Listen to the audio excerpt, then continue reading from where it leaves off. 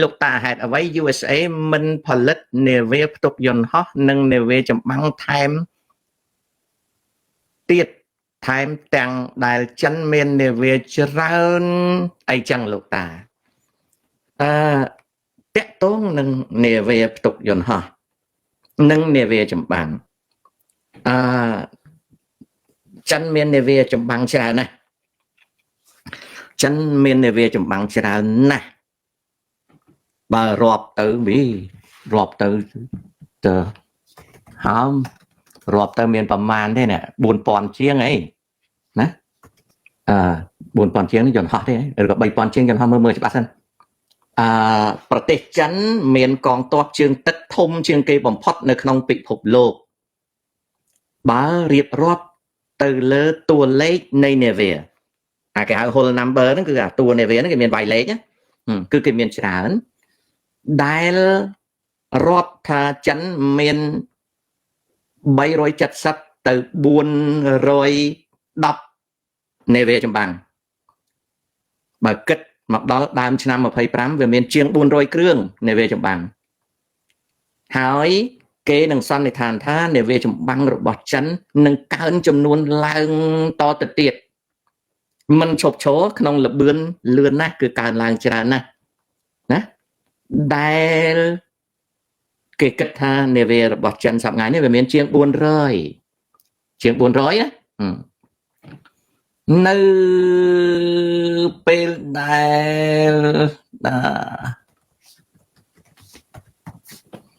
េលដែលអាមេរិកាំងណានៅពេលអាមេរិកាំងមាននាវាចម្បាំងក្រោម300គ្រឿង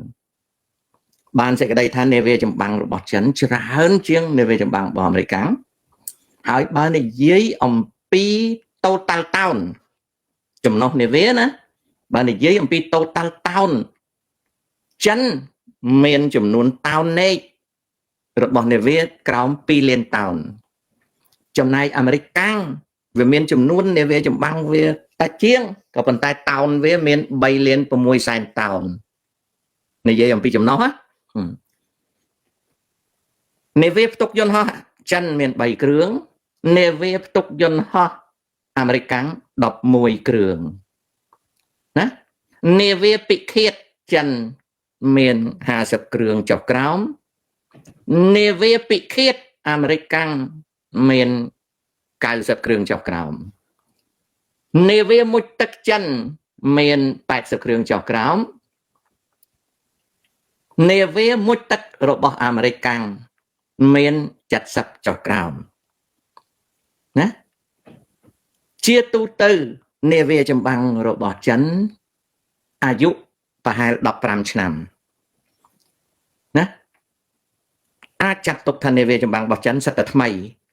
នាវាចម្បាំងរបស់អាមេរិកាំងភាគច្រើនគឺចាស់អាយុចាស់លើ15ឆ្នាំអូខេនឹងអញ្ចឹងសំណួររបស់ចៅថាម៉េចក៏គេមិនផលិតនាវាចម្បាំងថែម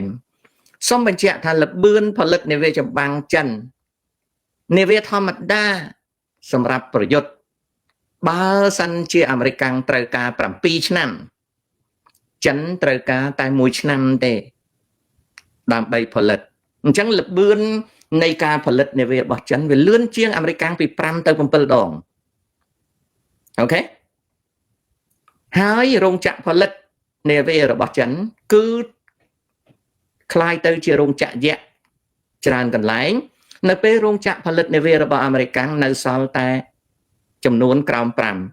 5ដោយសារអ្វីដោយសារសេចក្តីត្រូវការផ្នែកនាវាវាធ្លាក់ចុះហើយសេចក្តីត្រូវការនាវាចិនកើនឡើងដែលបណ្ដាលឲ្យចិនហ្នឹងមានរោងចក្រផលិតនាវាច្រើនណាស់ហើយចិនជាប់លេខ1ខាងផលិតនាវា civil បើរាប់ចំនួននាវាចិនផលិតនាវាទាំងអស់នៅក្នុងពិភពលោកក្នុងនាវា3គ្រឿងនាវាដែលផលិតដោយចិន2គ្រឿងទៅហើយនេះគឺអញ្ចឹងសំណួររបស់ចៅសួរថាណាចៅសួរថាតើអាមេរិកាំងត្រូវខំប្រឹងផលិតនាវាឲ្យបានច្រើនជាង400គ្រឿងតាមចិនទេចម្លើយថាអត់ទេ សំណួរសួរថាហេតុដូចម្ដេចបានជាអាមេរិកមិនត្រូវការផលិតនាវាឲ្យមានចំនួនច្រើនដូចចិនពីព្រោះអ្វីពីព្រោះទី1អាមេរិកអត់មានលុយតម្លៃនាវាដែលផលិតនៅចិនបើនាវាផ្ទុកយន្តហោះវាក្រោម 5,000 លាននៅអាមេរិកវាជាប់ 20,000 លានតម្លៃផលិតនាវាថ្លៃឆ្ងាយខុសគ្នាអាមេរិកអត់មានលុយផលិតទេទី2នាវារបស់អាមេរិកទោះបីនាវានឹងចំណុះដូចគ្នាក៏ដោយតែនាវារបស់អាមេរិកវាប្រតិបត្តិការលើមហាសាគរក្នុងពិភពលោកបានគ្រប់ទិសទីនៅពេលដែលនាវារបស់ចិនទោះបីមានទំហំធំជាងបន្តិចតែសមត្ថភាពក្នុងការធ្វើប្រតិបត្តិការលើមហាសាគរក្នុងពិភពលោកបានតែ 10% ទេមានន័យថាមហាសមុទ្រគ្រប់កន្លែងក្នុងពិភពលោកហ្នឹងនាវាចិនប្រតិបត្តិការបានតែ 10% នៃភូមិសាស្ត្រមហាសាគរនៅពេលដែលភូមិសាស្ត្រមហាសាគរនៅក្នុងពិភពលោកនេះ 100% ត្រូវបាននាវារបស់អាមេរិកប្រតិបត្តិការបើនិយាយពីចំនួននាវាតិចជាងចិនប៉ុន្តែបើនិយាយពីការពង្រាយនាវានៅក្នុងពិភពលោកអាមេរិកពង្រាយ all over the world ពេញពិភពលោកនៅពេលដែលចិនមាននាវា 400 ប៉ុន្តែពង្រាយបានតែ 10% លើភូមិសាស្ត្រមហាសាគរខុសគ្នាអញ្ចឹងបន្តមកទៀតនាវាមុជទឹករបស់ចិនមានចំនួនច្រើនជាងនាវាមុជទឹកអាមេរិកប៉ុន្តែជា diesel ជានាវាចាក់ម៉ាស៊ូតដែលចំនួននាវានុយក្លេអ៊ែរមានតិចអា 92 93 94 AB ហ្នឹងមានតិចចំណែកនាវាមុជទឹករបស់អាមេរិកអត់មានចាក់ diesel ទេគឺ every submarine ដែលអាមេរិកមាន 80 គ្រឿងសុទ្ធតែជា nuclear power ដែលអាចធ្វើដំណើរក្នុងមហាសាគរបានជាង 10 ឆ្នាំទើបត្រូវការចាក់ប្រេងម្ដងរីឯនាវាមុជទឹកអាមេរិកវាមានតិចជាងចិនក៏ប៉ុន្តែនាវាមុជទឹកអាមេរិកធ្វើដំណើរឆ្ងាយទៅកាន់ទីដទៃនៃមហាសាគរក្នុងពិភពលោកនៅពេលចិនអាចធ្វើដំណើរបានត្រឹមតែ 3% នៃមហាសាគរទេសមុទ្រដ៏ធំធេងនៅក្នុងពិភពលោកហ្នឹងនាវាមុជទឹកចិនធ្វើដំណើរបានតែ 3% នៃទឹកហ្នឹងទេអាមេរិកធ្វើដំណើរបាន 100% ណានេះនិយាយឲ្យស្រួលស្ដាប់និយាយឲ្យស្រួលស្ដាប់អូខេនិយាយឲ្យស្រួលស្ដាប់នាវាមុជទឹកអាមេរិកទាំងអស់សិតតែថាមពលនុយក្លេអ៊ែរនាវាមុជទឹករបស់ចិនភាគច្រើនបំផុតជា diesel ចាក់ម៉ាស៊ូតលាយថ្មណាអាហ្នឹងអញ្ចឹងនាវាមុជទឹកអាមេរិកចំណាយ10ឆ្នាំធ្វើមិនហើយនាវាមុជទឹកចិនធ្វើតែ5ឆ្នាំហើយណា aircraft carrier នាវាផ្ទុកយន្តហោះរបស់អាមេរិកមាន11គ្រឿងដែលសប្តាហ៍ថ្ងៃនេះមាន class តែ2ទេ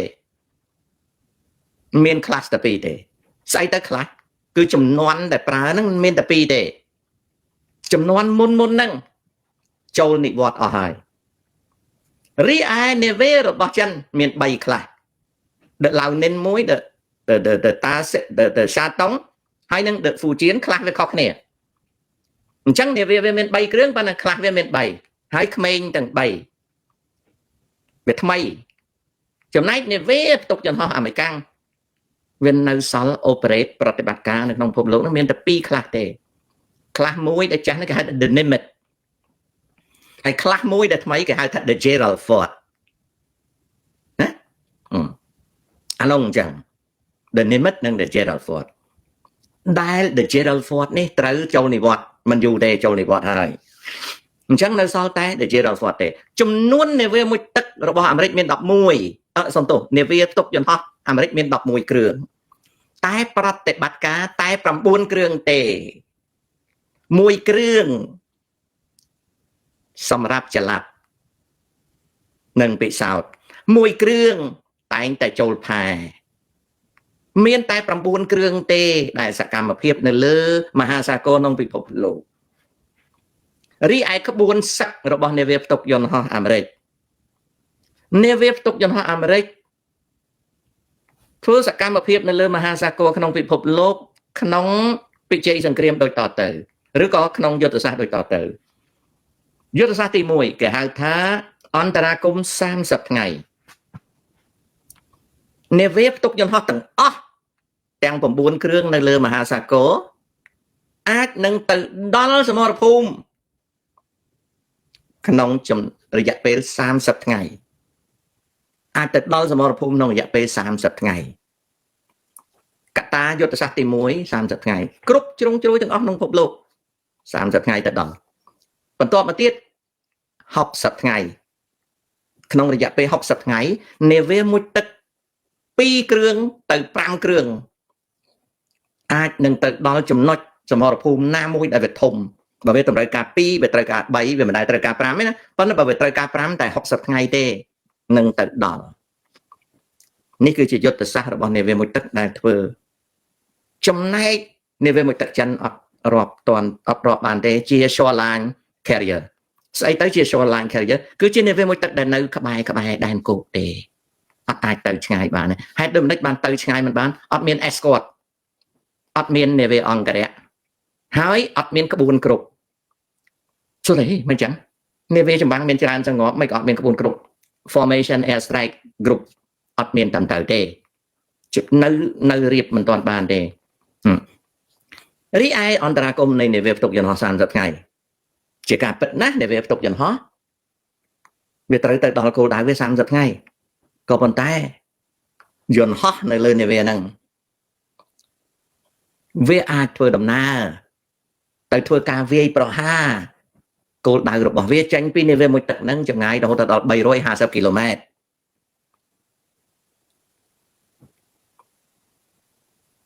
ជាមធ្យមហើយវាអាចធ្វើការវាយប្រហារទៅគោលដៅវា1800គីឡូម៉ែត្រទោះបីនាវាហ្នឹងវាទៅមិនទាន់ដល់ទីតាំងប្រយុទ្ធក្រោយក៏យន្តហោះវាអាចប្រយុទ្ធបានភ្លាម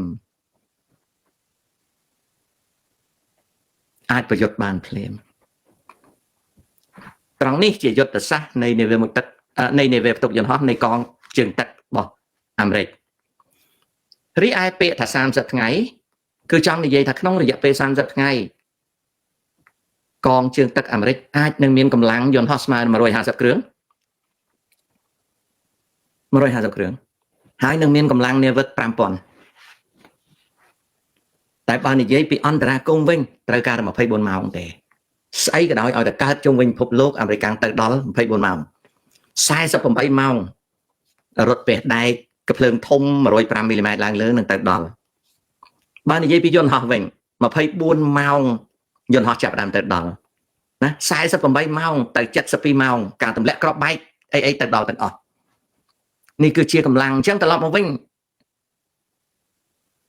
អាមេរិកទី1អត់មានលុយផលិតនាវាថ្មីច្រើនទេទី2នាវាអាមេរិកគឺបានរាយនៅក្នុងមហាសាគរក្នុងពិភពលោកទី3នាវារបស់អាមេរិកជ្រះចាប់រហូតដោយសារនាវារបស់អាមេរិកគឺតែងតែនៅក្នុងសមរភូមិ 75% នៃនាវាអាមេរិកនៅក្នុងសមរភូមិរហូតហើយ operate ធ្វើប្រតិបត្តិការរាប់ពាន់គីឡូម៉ែត្រពីទឹកដីអាមេរិកចុះហើយដូចម្តេចបានជានាវារបស់អាមេរិករបស់ចិនស្អាតឆ្នាំថ្មីចាស់ពីព្រោះនាវារបស់ចិន operate ក្នុងរយៈប្រវែងយ៉ាងច្រើនណាស់300គីឡូម៉ែត្រពីដីគោកចិនអញ្ចឹងនាវានឹងតែងមានពេលមកសម្ចតលាងដោះលាបអីណាចំណែកនាវាអាមេរិកនៅក្នុងទឹកសមុទ្រទឹកប្រៃរហូត